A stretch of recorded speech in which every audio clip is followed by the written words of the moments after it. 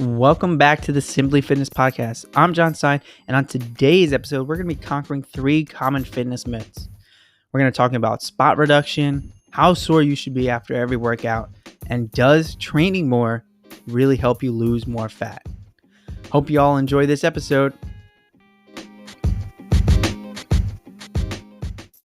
Yo, how's it going, everybody? Welcome back to the Simply Fitness Podcast. I know it has been a while.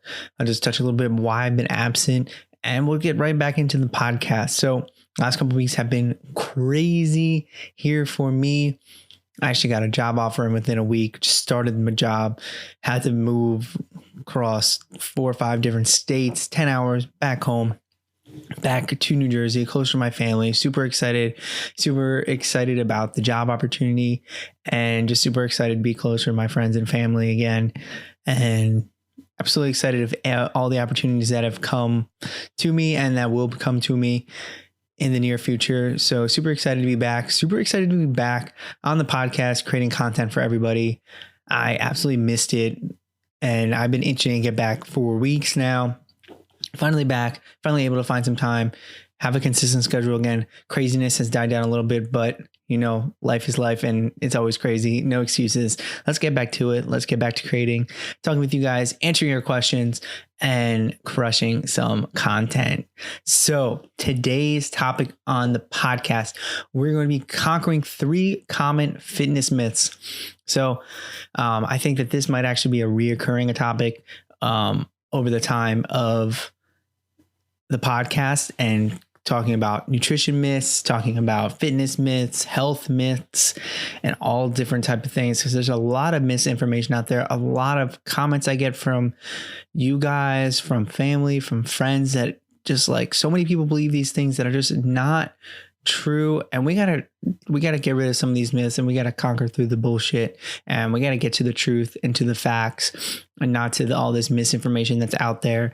Especially now, there's just so much information, there's so much availability, which is so awesome, but it comes with some flaws, and that's a lot of misinformation out there by people that aren't professionals or call themselves professionals but really have no idea what they're talking about, pushing stuff that makes no sense. So let's dive into our first myth of the day.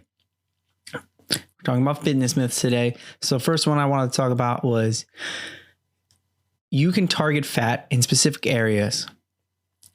Get this all the time. How do I lose fat in my stomach? How do I lose fat in my arms? How do I lose this right here in my arms? It's not possible, guys. You can't target specific areas. Sorry, it's not possible. If you want to lose belly fat, if you want to lose leg fat, you want to lose arm fat, you're going to have to eat in a calorie deficit. You're going to have to exercise.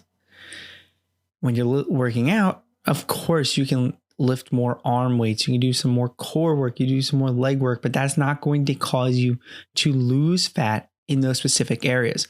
What it's going to do is help you build strength and build muscle in that specific area. But if you're trying to lose fat, not the case.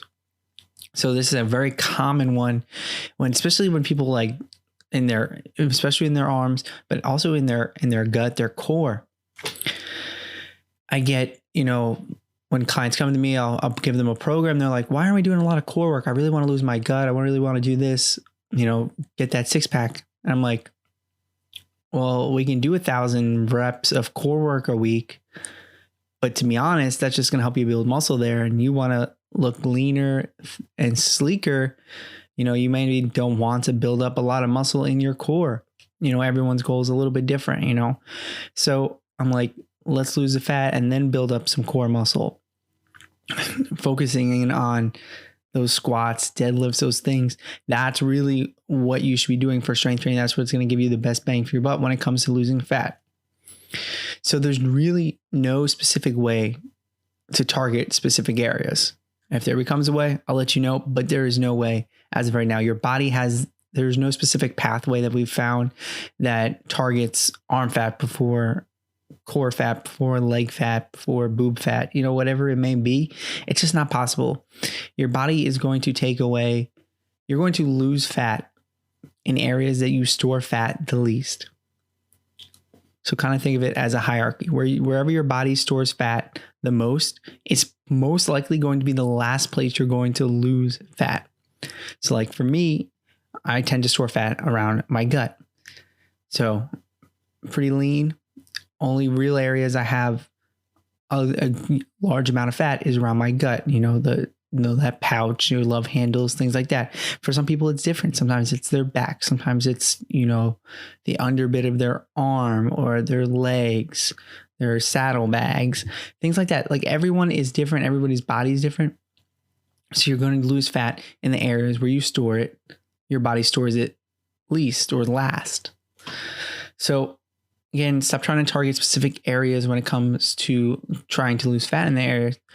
You can go build muscle in specific areas. That's 100% possible. So if you want, more muscle in your arms, do more arm exercises. If you want more muscle in your legs, do more leg exercises. It's really that simple when it comes to that, but that doesn't transfer over to fat loss. Number 2, the second myth we're going to talk about today. You should be sore and exhausted after each and every workout. This is, again, not true. Each and every workout does not have to annihilate your body. You don't have to be, some workouts you'll sweat more than others. Sometimes you'll be sore from specific workouts. So let's really break down this myth and why it is a myth and why it's not true. First, let's talk about soreness a little bit.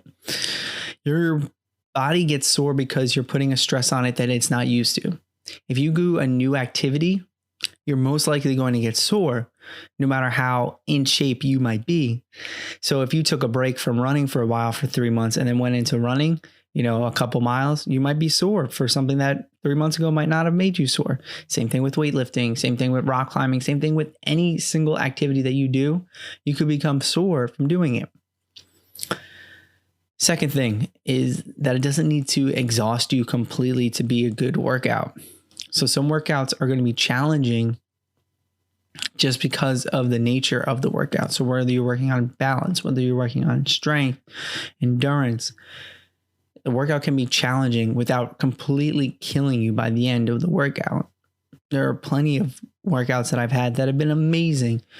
Been able to go on with my day, feel good about myself, not feel completely exhausted. That really shouldn't be your goal for every workout, because if you're completely exhausted after every single workout, it's going to take you that much longer to recover and get back to full strength. If you're not recovering enough, that's going to lead to injury. It's going to lead to overtraining and going to lead you to taking a lot more time to get to those results. So you don't always want to be 100% exhausted every time. What that doesn't mean, though, is that your workouts shouldn't be challenging, because they should be challenging. You should be pushing yourself. But that doesn't mean you have to annihilate your body every single time. You can have a great workout, challenge yourself, feel amazing afterward, feel energized, ready to go, ready to crush the rest of your day without completely annihilating your body. That doesn't mean that you can't do that every once in a while, have a really, really, really hard workout. But that just means you have to recover more. And thirdly with that is that with sweating. So people equate sweating with a good workout. That's not true. Sweating is the way your body cools down. Some people are going to sweat more than others. I've met people that within 5 minutes of the workout, they are completely drenched. Has nothing to do with how difficult the workout is. It has nothing to do with what they've done so far. It doesn't mean they're out of shape. Some of these people were very in shape. They were personal trainers. They taught people exercise. They worked out every day. Didn't mean they sweat less. It could be a super hot day out. You're going to sweat. Doesn't mean your workout was better or worse because you sweat. So don't equate how much you sweat to how good or bad your workout is. They don't equal each other. Sweating is just a fact of being human. Your body needs to cool down. You cannot overheat, because your body will not function correctly if it's above or below a certain temperature. Your body's goal is to remain in that homeostasis, in that temperature zone. So sweating is completely normal. It doesn't mean you have a good or bad workout. So don't do that. And last thing I really want to touch on here is that over time, consistency is always going to be more important than how hard the workout is. So if you're able to consistently hit those workouts 3 to 4 times a week, but have to go a little bit lighter versus going super hard, having a really hard workout once or twice a week because it completely annihilates your body and you need 3 or 4 days to recover before you can do another workout. Those 3 to 4 days of slightly easier workouts are going to compound over time, over the weeks, and you're going to more than likely get more results from that consistency. And eventually you could work up to that same intensity as those 2 workouts, but it's going to take time to build up that. So it's better to be more consistent with your workouts. If you have to dial it back. Don't be afraid to change the intensity of your workouts. And not every workout needs to be done at the same intensity. If you want to have a little bit harder weekend workout, let's say on Friday before the weekend, because then you got 2 days to recover, then go for it. But your consistency is always going to be more important than annihilating your body one to 2 times a week, because we just talked about, like, with your life, like, you got to be able to go to work, you got to be able to be with your friends, your family, do everything else. Like, working out is great, I love it, but it's, again, not the only thing in the world. So we got to remember that work-life balance. The same thing goes with fitness. There needs to be fitness-life balance. So let's go into our fitness myth number 3, which is going to be working out more will help you lose fat. Not true, guys. Just because you work out more does not mean you're going to lose more fat. It will mean you are working out more and that you probably are going to be burning more calories each and every week, because obviously if you are working out more, you're going to be burning more calories. It's simple as that. But it doesn't mean it'll help you lose more fat. And let me give you a little bit of a reason for it. Fitness, working out is not the only part of the equation. There are really a bunch of things to consider, but I'd probably say your 3 things you want to consider here is your fitness, your nutrition, and your sleep or your recovery. Those are your 3 main things that need to line up and that affect your weight loss. So just because you're working out more and you're working out consistently does not necessarily mean that you get a great amount of workout, a great amount of weight loss there. Let me explain to why. First thing is, if your nutrition is poor, you're not going to be able to out-train a poor diet. It's just pure fact. At the basis of all fat loss, it's going to be calorie deficit.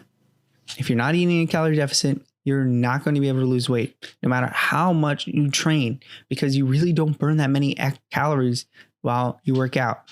It's just a fact, guys. It doesn't work that way. You're going to burn maybe a couple hundred calories when you work out. If you're working out every day, that only work out to 1,000, 2,000 calories a week.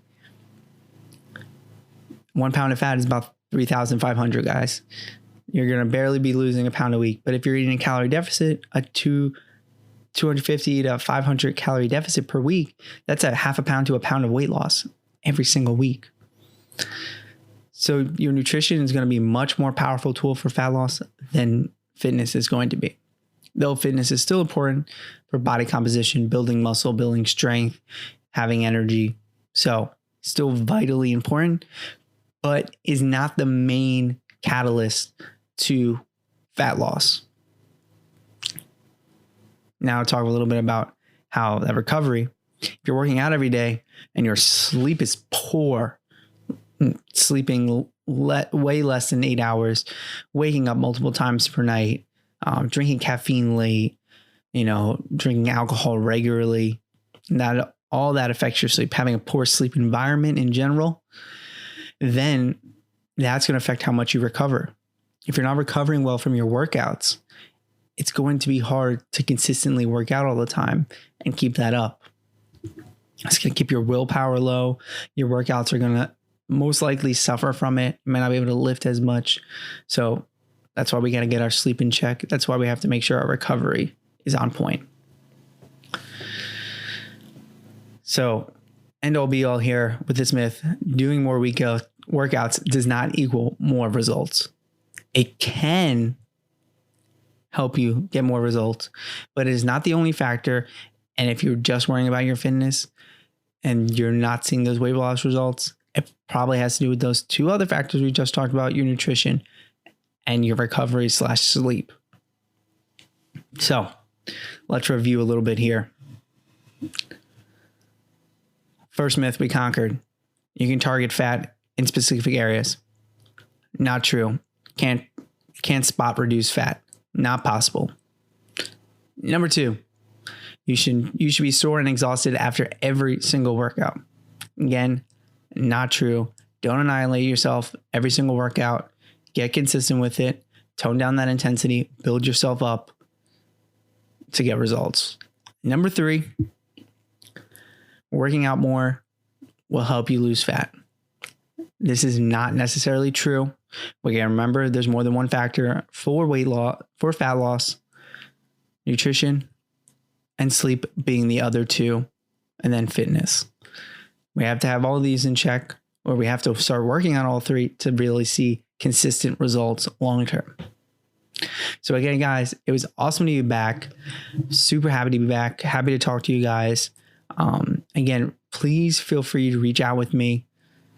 My email, Instagram, my website, all in the show notes. Reach out to me. Send me any questions you have. I answer every single email, every single DM. Even in these crazy times, I will get to it. I will talk to you. Happy to help you with any and everything fitness, nutrition, health related. I really want you guys to see results. Again, if you could leave a review on Apple Podcasts, that'd be great. Greatly appreciated. If you have any topics you want me to cover on the podcast, reach out to me. Love to talk about each and everything, anything fitness related. Hope you all have a great day. Let's keep getting after it, guys.